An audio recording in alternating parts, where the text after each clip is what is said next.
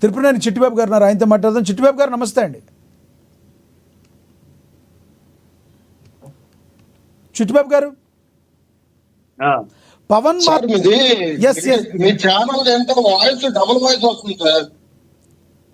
Yes అదేదో మీ దగ్గరే problem వచ్చినట్టుంది, ఇక్కడైతే బాగానే ఉంది ప్రెసెంట్ అంతా. అయితే పవన్ మాత్రం సినిమా షూటింగ్లు చేసుకుంటూ ప్రభుత్వ ధనంతో ప్రత్యేక విమానాల్లో తిరుగుతున్నారని ఆరోపించిన రోజా మాటల్లో వాస్తవం ఉందంటారా చిట్టిబాబు గారు?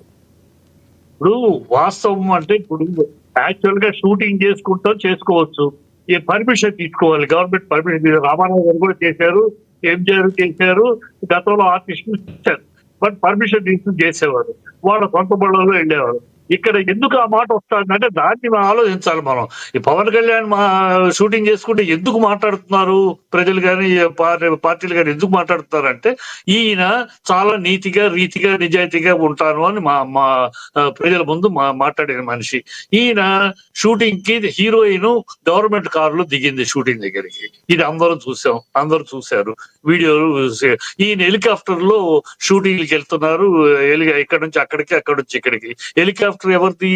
ప్రజలు దబ్బుదు కదా, ప్రభుత్వ అంటే ప్రజలదే కదా, అది ప్రభుత్వ పనికి వాడాలి.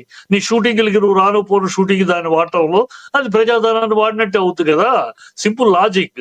దీన్ని ఆ మాట అనటం పెద్ద తప్పులాగా నేరంలాగా, దానికి క్లారిటీ ఇచ్చుకోవాలి అంతే. ఆ రోజు బై మిస్టేక్ అమ్మాయి హీరోయిన్ కారు లేకపోతే గబుక్కుని నా కారు ఎక్కింది, అంతేగాని గవర్నమెంట్ కారు వాడాలని కాదు.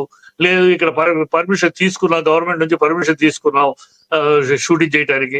ఈ ఫ్లైట్ అనేది నేను ఒక షూటింగ్ కాదు, షూటింగ్ మీద పని మీద వస్తువును పనులు కూడా ప్రభుత్వ పనులు కూడా చేస్తూ ఇట్లా ఏదో క్లారిఫికేషన్ ఇవ్వాలి అంతే తప్పితే తప్పేముంది అని డబాయింపు కాదు కదా.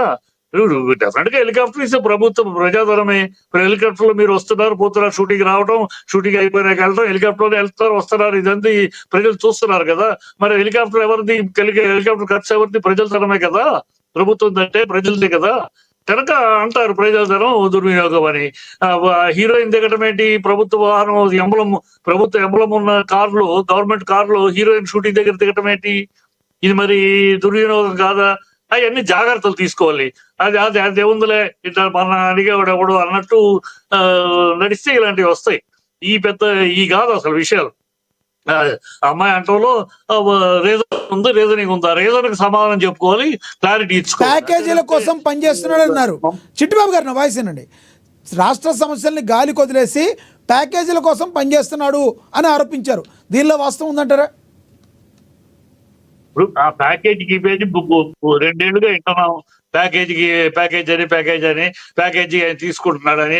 నాకు ప్యాకేజ్ ఇచ్చేవాళ్ళు ఎవరో ఆయన అడగడం, ఈ రాజకీయ విమర్శలు ఈ అనాదిగా వస్తున్నాయి. సంవత్సర కాలంగా 2.5 సంవత్సరాలకి ఎలక్షన్ కు 1 సంవత్సరం 2 సంవత్సరాల ముందు నుంచి ఇంటానే ఉన్నాం. అదే వృత్తుడు ఎందుకులే కానీ అంటా ఉంటారు. డైమండ్ రాణి ఆయన్ని వీళ్ళు అంటారు, ఆవిడ ప్యాకేజ్ అని అంటది.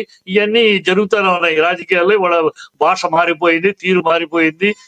విషయ పరిజ్ఞానం కన్నా విషయ జ్ఞానంతో మాట్లాడటం కన్నా మీరు చూస్తున్నారు కదా రాజకీయాలు, ఎన్నో సంవత్సరాలుగా రాజకీయాలు చూస్తున్నారు చిట్టిబాబు గారు.